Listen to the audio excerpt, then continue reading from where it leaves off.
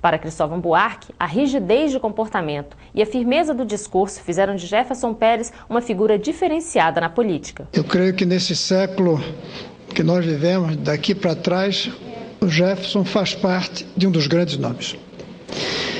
Uma vez perguntaram se eu considerava que o ponto alto da minha carreira tinha sido ser candidato a presidente da República. Eu disse, esse foi o segundo ponto mais alto. O primeiro foi ter Jefferson Pérez como meu vice. Porque isso sim que dá para a gente colocar no currículo vitae. Isso dá para colocar por diversas razões. Primeira é pela sua firmeza na defesa da sua região e do seu estado, que é uma obrigação de cada senador.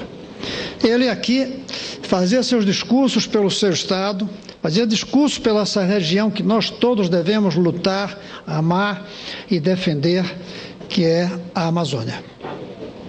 Mas isso outros senadores fazem.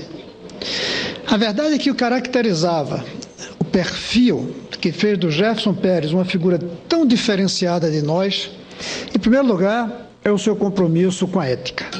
Mas não como muitos outros de nós. Aqui tem um que eu cito especialmente, o senador Pedro Simão, que é um desses defensores. O Jefferson tinha uma coisa que era a rigidez no seu comportamento, casado com a firmeza do seu discurso. A rigidez de comportamento, firmeza de discurso. Era um homem que chegava a achar que não era ético fazer gestos que facilitassem conseguir votos. Ele mesmo dizia, se para conseguir voto eu precisar de rir, sem estar escutando uma piada boa, eu vou perder os votos. Porque eu só rio quando alguma razão existir para rir, e não em busca de votos. Dizia mais, adoro crianças, mas eu não agrado uma criança para receber um voto.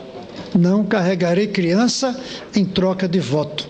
Carregarei criança quando for a oportunidade correta de um parente. Esse rigor, essa rigidez, que às vezes fazia com que ele se orgulhasse de parecer chato, ele dizia, que até que não era.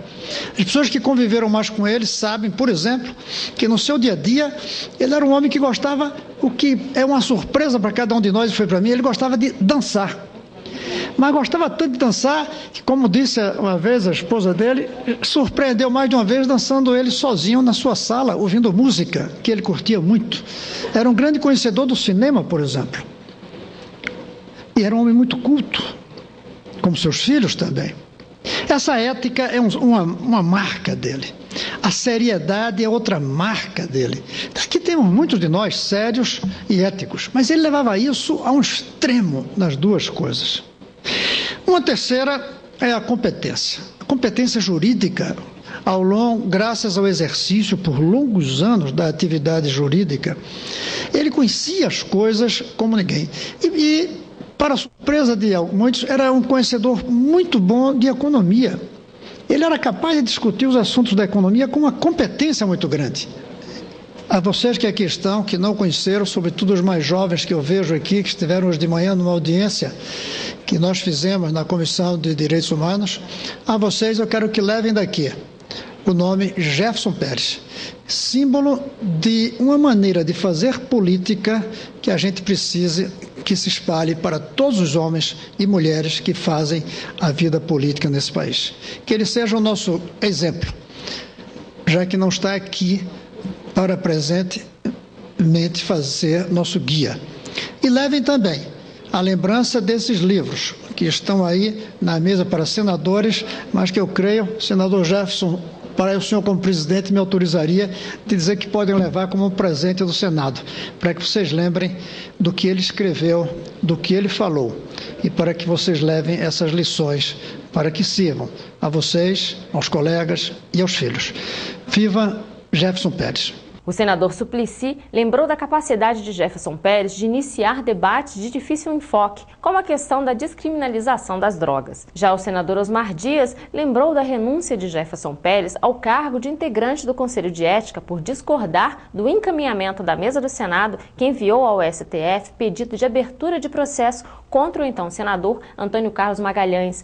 Na opinião de Pérez, tal decisão faria do Conselho um órgão meramente decorativo. Osmar Dias recordou a atuação de Jefferson como relator do processo que levou à cassação do então senador Luiz Estevão e ainda a aprovação também de relatório de Jefferson contra Renan Calheiros por quebra de decoro parlamentar. Lá dentro da sala do Conselho de Ética, senador Jefferson Pérez e eu votamos pela cassação daquele que foi o único senador cassado na história da República desse país, que infelizmente é do Distrito Federal.